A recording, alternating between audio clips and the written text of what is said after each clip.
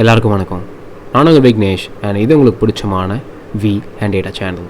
இன்றைக்கி நம்ம என்ன பார்க்க போகிறோம் பார்த்தீங்கன்னா, ஒரு டேட்டா பேஸை எப்படி நம்ம ரீஸ்டோர் பண்ணுறது, அப்புறம் ஆல்ரெடி இருக்கிற டேட்டா பேஸை எப்படி நம்ம பேக்கப் எடுக்கிறதுன்னு பார்ப்போம். சரிங்களா? அதுக்கு வாங்க எல்லாரும் வீடியோக்குள்ளே போகலாம்.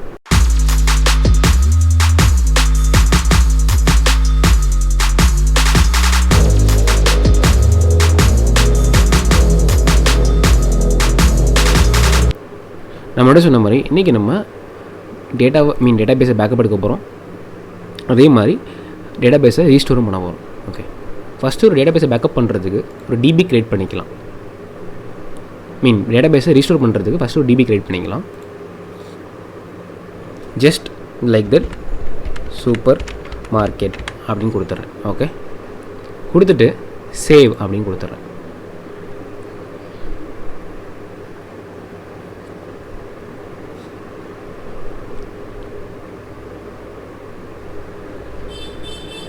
இப்போ பார்த்தீங்கன்னா சூப்பர் மார்க்கெட்டுங்கிற டிபி வந்து க்ரியேட் ஆகி முடிஞ்சிருச்சு. பட் ஆனால் அதுக்கு ஸ்கீமாஸில் டேபிள்ஸில் ஒன்றுமே இல்லை.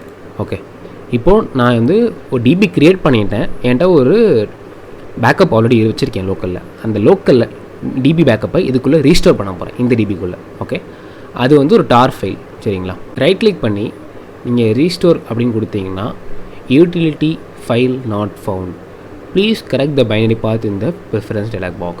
ஓகே, preference dialog அப்படின்றது ஏன் அப்படின்னா, அங்கே ஒரு பின், ஓகேங்களா, பைனரி பாத் செட் பண்ணாமல் இருக்குது, செட் பண்ணணும். ஓகே, ஃபைல்ஸ் போயிட்டு ப்ரிஃபரன்சஸ் போயிருங்க. ஃபைல் ப்ரிஃபரன்சஸ் பைனரி பாத்துன்றத கிளிக் பண்ணிவிட்டு ஸ்க்ரோல் டவுன் பண்ணி SQL-8 இருக்குங்களா, நம்ம டேட்டாபேஸ் 14.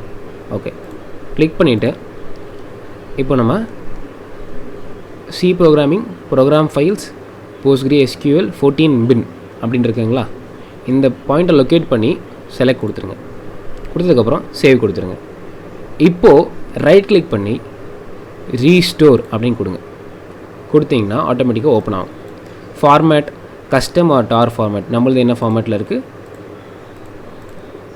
செலக்ட் பண்ணிக்கலாம். ஒரு நிமிஷம். கஸ்டம் ஆர் டார் ஃபார்மேட்டில் இருக்குது. ஃபைல் நேம் எங்கே இருக்குது, நம்மளது டெஸ்க்டாப்பில் வச்சுருக்கோம். ஓகே, டெஸ்க்டாப்பில் சூப்பர் மார்க்கெட் _DB டார்ன்னு இருக்கா, செலக்ட் கொடுத்துருங்க. இப்போது ஓப்பன் ஆகிடுச்சு. நம்பர் ஆஃப் ஜாப்ஸ் அதெல்லாம் எதுவுமே தேவையில்லை. ஜஸ்ட் ரீஸ்டோர் அப்படின்னு கொடுத்துருங்க. ஆட்டோமேட்டிக்காக பார்த்தீங்கன்னா ஃபியூ மினிட்ஸில் ரன்னிங்னு வருது. ஒரு ஃபியூ செகண்ட்ஸில் ஃபுல்லாக டேட்டா பேஸ் ரீஸ்டோர் ஆயிரும். ஓகேங்களா, இன்டூ சூப்பர் மார்க்கெட் அப்படிங்கிற டேட்டா பேஸ்க்குள்ளே. இப்போது டேபிள்ஸ் கிளிக் பண்ணுறோம், ஒன்றும் தெரில. So one second right click பண்ணி ரெஃப்ரெஷ் கொடுத்துட்றோம். இப்போ ஸ்கீமாஸில் டேபிள்ஸில் பார்த்தீங்கன்னா 3 டேபிள் ரீஸ்டோர் ஆகிடுச்சு. ஓகேங்களா, ஒன்று வந்து கஸ்டமர் டேபிள். ஓகே, அதில் ப்ரைமரி கீ பார்த்தீங்கன்னா public.customer key அப்படின்னு இருக்குங்களா, அதுதான் ப்ரைமரி கீ. ஓகே, ப்ராடக்டில் பார்த்தீங்கன்னா ப்ராடக்ட் பி கீன்னு இருக்குங்களா, அதுதான் வந்து ப்ரைமரி கீ ப்ராடக்டில். சேல்ஸில் பார்த்தீங்கன்னா order _ line.pk இருக்குது பார்த்தீங்களா, அதுதான் வந்து primary key. Okay, right click பண்ணி இப்போது வியூ எங்கே இருக்குமே, வியூ எடிட் ஆல் ரோஸ் அப்படின்னு கொடுத்தீங்கன்னா உங்களுக்கு கஸ்டமர் டேபிள் மட்டும் ஃபுல்லாக லோட் ஆகி வரும். ஓகேங்களா, ஃபுல்லாக லோட் ஆகி வந்துருச்சா?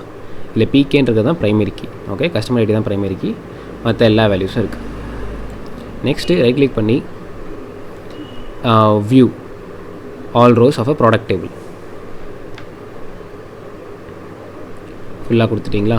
அப்போது ப்ராடக்ட் டேபிளில் இத்தனை வேல்யூஸ் இருக்குது, இத்தனை காலம்ஸ் இருக்குது. பிகேங்கிறது தான் ப்ரைமரி கீ, ப்ராடக்ட் ஐடி தான் ப்ரைமரி கீ. ரைட் கிளிக் பண்ணி அகெயின் வியூ ஆல் ரோஸ் அப்படின்னு கொடுத்துட்டிங்கன்னா சேல்ஸில் டேபிளில் இருக்க எல்லா காலம்ஸ் அண்ட் ரோஸ் வந்துடும். சரிங்களா? order _ லைனுங்கிறது தான் ப்ரைமரி கீ. ஓகேவா?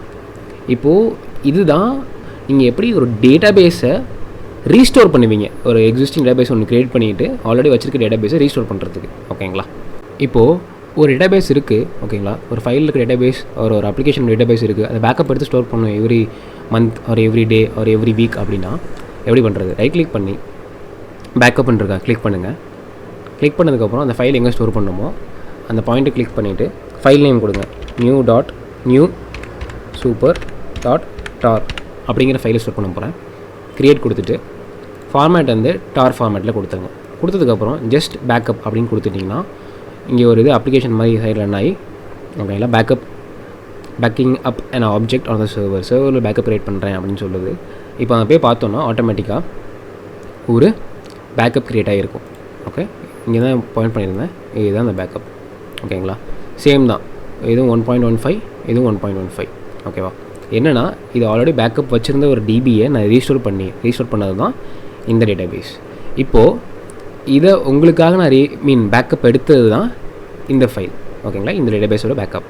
சரிங்களா, இப்படி தான் நீங்கள் டேட்டாபேஸை ரீஸ்டோர் பண்ணுவீங்க, அதே மாதிரி டேட்டாபேஸை பேக்கப்பும் பண்ணுவீங்க. ஓகேங்களா, நெக்ஸ்ட் வீடியோவில் நம்ம இன்னும் கொஞ்சம் SQL அண்ட் SQL அனலிட்டிக்ஸ் பற்றி பார்ப்போம்.